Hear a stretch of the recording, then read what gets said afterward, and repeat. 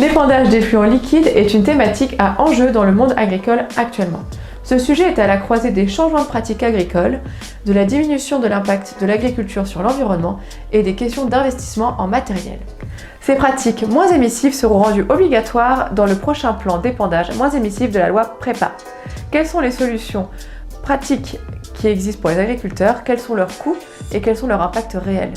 Dans cette vidéo, nous allons revenir sur l'actualité et l'impact des matériels tels que les enfouisseurs et les rampes sur la volatilisation de l'azote.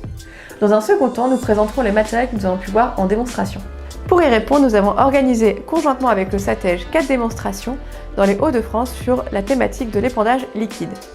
Ces événements ont réuni plus de 100 personnes et ont pris place à la CUMA de la Capelloise à Saint-Sylvestre-Capelle, à la CUMA de l'AA à Avroux, à la CUMA de Cavillon-Saint-Va à Canaples et à la CUMA de la Sablière à Priches avec la présence de la CUMA de Hirondelle. Ces événements ont pu avoir lieu grâce à l'implication et au prêt de matériel de la part d'agriculteurs, de CUMA, de constructeurs et d'une entreprise de travaux agricoles. Les effluents organiques sont en partie composés d'azote. Une partie de cet azote est de l'azote ammoniacal qui est volatile. En fonction du type d'effluent, sa proportion va varier. Il faut savoir que pour limiter au maximum la volatilisation de cet azote ammoniacal, il faut limiter son contact avec l'air. De nombreux essais ont pu avoir lieu pour déterminer les conditions idéales et les matériels idéaux pour diminuer la volatilisation de l'azote ammoniacal. Le SATEJ en a réalisé un en 2018, nous vous présentons ici même ce graphique où on peut voir varier en fonction des conditions d'épandage et du matériel choisi la volatilisation de l'azote ammoniacal. Ainsi, selon les matériels et les conditions d'utilisation, l'azote ammoniacal volatilisé peut chuter de 40 à 0%, l'enfouissement complet étant la technique la plus efficace puisque l'effluent n'est jamais au contact de l'air. Ces résultats sont à comparer à l'épandage avec des bus palettes qui peut engendrer jusqu'à 100% de perte de cette fraction ammoniacale. Les conditions d'épandage, comme la température et la couverture du sol, ont aussi une grande importance et sont à prendre en compte pour valoriser au mieux ces effluents. La rampe appendière demande peu de puissance et permet de réduire grandement la volatilisation de la fraction ammoniacale de l'azote. Son utilisation sera d'autant plus efficace que les pendières seront proches du sol. Cependant, cet outil reste le moins efficace des solutions d'épandage et une partie du NH4 azote ammoniacal sera tout de même volatilisée au contact de l'air. La rampe à patins ressemble beaucoup à la rampe à pendillard, avec la particularité d'être équipée de patins au bout des descentes de tuyaux. Le lisier est donc déposé au plus près du sol, ce qui limite encore les pertes. En contrepartie, une rampe à patins est un peu plus coûteuse qu'une rampe à pendillard. L'enfouisseur à prairie est une alternative intéressante pour diminuer la volatilisation de l'azote comparée aux deux rampes présentées précédemment. L'enfouisseur à prairie va creuser des sillons de 2 à 3 cm avant le dépôt du lisier sans travailler le sol, ce qui demande donc peu de surpuissance de traction. Son fonctionnement permet de travailler sur sol nu ou couvert sur culture et prairie. En revanche, il ne sera pas utilisable sur sol travaillé. Ramené au mètre, son coût d'achat est le plus élevé des matériels d'enfouissement et les frais d'entretien sont également plus importants, notamment à cause de la présence de roulements. Les enfouisseurs à disque ou à dents sont les matériels les plus efficaces et permettent d'injecter le lisier dans le sol en évitant tout contact avec l'air. En revanche, il ne convient pas à l'épandage sur prairie ou sur culture. Il a également une demande de puissance importante d'environ 25 chevaux par mètre. Et le débit de chantier s'en trouve réduit en fonction de la largeur du matériel et de la vitesse d'avancement. Les systèmes d'épandage sans tonnes permettent d'utiliser ces outils d'épandage moins émissifs tout en réduisant le poids de l'ensemble. Les avantages sont nombreux.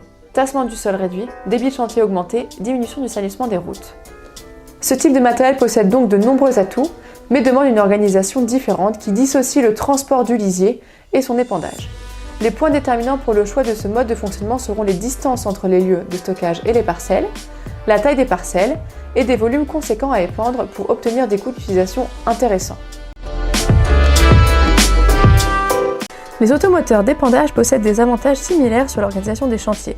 Le tassement induit est plus important qu'avec un système sans tonnes, mais moins qu'avec un ensemble tracteur-tonne. Le poids transporté est plus faible et les pneus plus larges ont aussi une pression plus adaptée pour limiter le tassement. L'avantage de l'automoteur est la rapidité de la mise en place des chantiers et donc son efficacité supérieure sur des petites parcelles.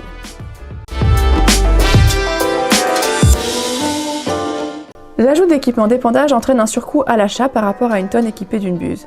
Quelles sont les répercussions sur le coût d'utilisation? Pour y répondre, nous nous sommes appuyés sur des données économiques des CUMA de la région et plus de 120 devis de dossiers de subvention.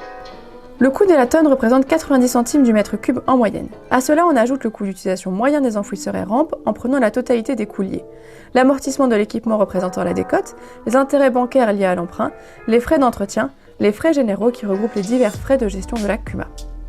En effectuant le calcul pour tous les équipements d'épandage, on obtient les données suivantes. Rampe pendillard de 12 mètres, 29 centimes par mètre cube. Rampe à patins, 12 mètres, 34 centimes par mètre cube. Enfouisseur appareil de 6 mètres, 39 centimes par mètre cube. Enfouisseur à dents de 5 mètres, 29 centimes par mètre cube. Les équipements entraînent donc un surcoût, mais la meilleure valorisation de l'azote est très loin d'être négligeable. En se basant sur les coûts de l'azote en cotation basse de cette année et en prenant en compte les teneurs en azote volatiles des différents lisiers, on obtient les valorisations suivantes. Pour un épandage de lisier de porc issu d'un élevage naisseur-engraisseur, la valorisation supplémentaire permise par l'utilisation d'un pendillard sera de 1,10€ à 1,60€ et de 2,20€ à 3,19€ avec un enfouisseur. Pour un épandage de lisier de porc charcutier plus chargé en azote ammoniacal, la valorisation sera encore plus importante avec l'utilisation de matériel d'épandage, de 1,63€ à 2,36€ avec un pendillard et de 3,26€ à 4,72€ avec un enfouisseur. Pour un épandage de lisier de bovin avec pendillard, cela représente une économie de 40 à 57 centimes par mètre cube et de 79 centimes à 1,15€ pour l'utilisation d'un enfouisseur. La rentabilité est cependant moindre pour un lisier de bovin dilué avec des eaux de lavage de la salle de traite par exemple. Le surcoût d'utilisation d'un équipement d'épandage est donc compensé par la valorisation supplémentaire de l'azote dont la volatilisation est évitée. Ces matériels moins émissifs sont éligibles aux subventions qui peuvent être amorties à 50% en CUMA, ce qui permet de réduire le coût au mètre cube de 5 à 9 centimes et ainsi de franchir le pas. En conclusion, l'adoption des méthodes d'épandage moins émissives est un sujet actuel majeur. Sur le plan financier, les économies réalisées grâce à une meilleure valorisation de l'azote contenu dans les effluents compensent largement le surcoût de l'équipement à l'achat. D'un point de vue environnemental, l'option de ces méthodes d'épandage est l'une des manières les plus efficaces pour diminuer la génération de gaz à effet de serre de l'agriculture. D'autres co-bénéfices existent, comme la limitation des odeurs, ce qui permet d'améliorer les relations avec le voisinage, mais aussi de réduire les distances d'épandage par rapport aux habitations. En épandage à la buse palette, la distance à respecter est de 100 mètres contre 50 mètres avec la rampe à pendillard ou à patins et 15 mètres pour les enfouisseurs. De nombreuses références existent pour appréhender ces nouvelles techniques et notamment des essais menés par le SATEJ qui sont en description de cette vidéo. Nous restons à votre disposition si vous avez des questions et n'hésitez pas à nous contacter si vous souhaitez mener des démonstrations près de chez vous. La FR CUMA vous souhaite des bonnes fêtes de fin d'année et n'oubliez pas de commander votre rampe à pendillard pour Noël.